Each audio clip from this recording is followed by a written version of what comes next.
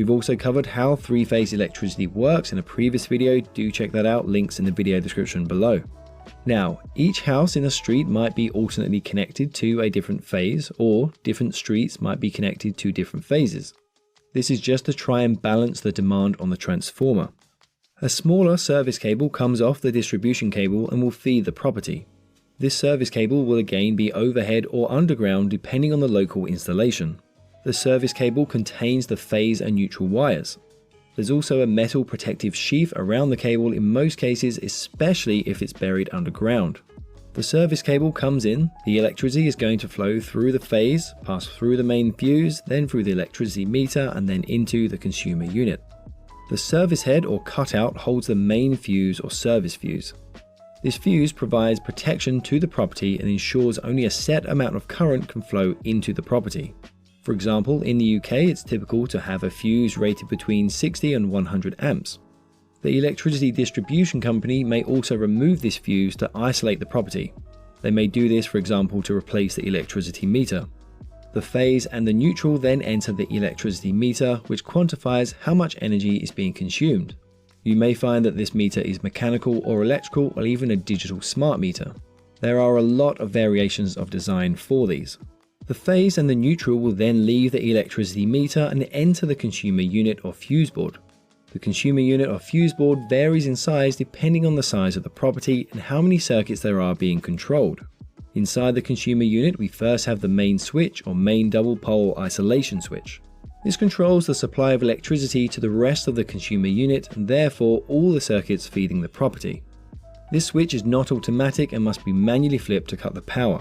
This switch will disconnect both the phase and the neutral line together. The cables typically enter the main switch via the top terminals. At the bottom we find the neutral wire, which will connect to the neutral block connection.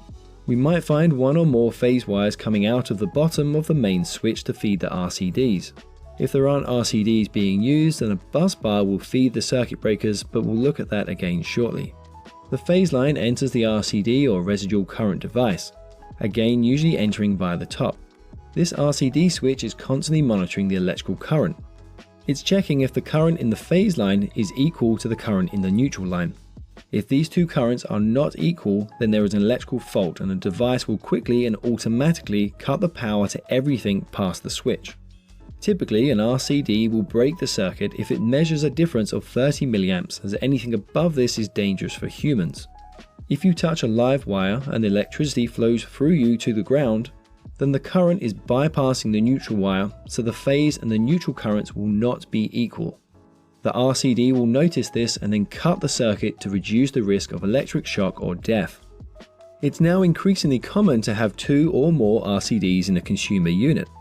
In such case, the RCD will only cut the power to the circuits connected directly after it.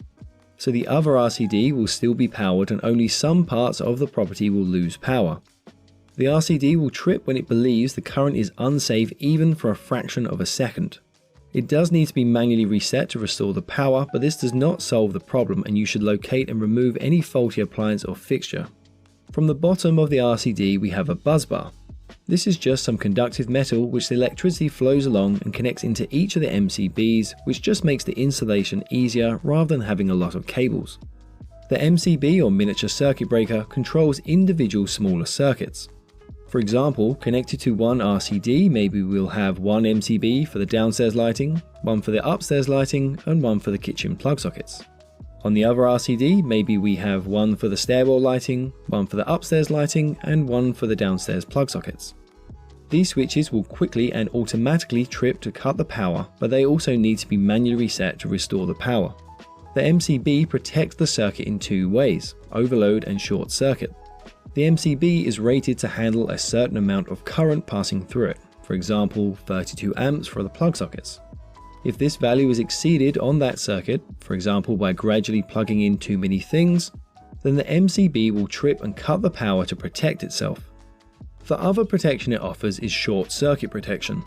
In the event of a short circuit, for example the live touches the neutral, then the circuit is bypassed and there may be a large and instantaneous increase in current. This will create a magnetic field inside the MCB which will cut the power to protect itself. The phase then leaves via the top of the MCB and will flow through the circuit, for example through some lamps. It then returns via the neutral cable and into the neutral block. All the circuits do this with the phase coming out of the circuit breaker and heading off around the property, and the neutral lines coming back and meeting at the neutral block. The neutral block is then connected to the RCD, which checks if the current flowing in is equal to the current flowing out. The neutral then flows from the RCD to the main neutral block, and from there back to the main switch, which is connected to the electricity meter and the service head. So electricity can then flow from the main distribution phase line, up through the service head and the main fuse. It then flows through the electricity meter and into the consumer unit main switch. From the main switch it flows through the RCD, along the bus bar and into the MCB. It then flows up around the MCB separated circuits. The electricity can then come back via the neutral lines and into the neutral blocks. It then flows through the RCD and back into the main block. From there back into the main switch and then the electricity meter. It will then pass through the service head and the fuse and back into the neutral line of the main distribution cables. Now you may have noticed that there's some other cables with green and yellow stripes. These are called the earth cables. This earth cable usually runs along with the phase and neutral wires into the fixtures such as light switches and plug sockets. Some appliances will also use an earth wire for added protection, typically if the device uses a metal casing. The earth wires will connect from these fixtures into the neutral block with the consumer unit. All the earth cables for each circuit then connect into the earthing block in the unit. Another earth cable will then connect from this earthing block in the consumer unit over to the main protective earthing terminal, which is typically located somewhere near the electricity meter. Other earthing wires will connect from this main earthing terminal over and onto metal pipes such as the plumbing and the gas pipework. That way, if a person touches a live wire and a metal pipe in the property, the electricity will flow through the earth wire and should be detected by the RCD, which will cut the power. There are a few ways the main protective earthing terminal is connected to ground. The first option is shown here, with the main earth terminal being connected to the neutral wire of the service cable within the service head. This means that the phase to earth fault is effectively now a phase to neutral fault instead. Another option is to use the metal protection sheath around the service cable as the earth conductor. So the main earth terminal is connected to the metal sheath, and this carries the phase to earth fault back to the transformer. The other option, which is when the electricity supplied doesn't provide an earth path, so instead the main earth terminal is connected to an electrode rod which is installed into the ground and provides a direct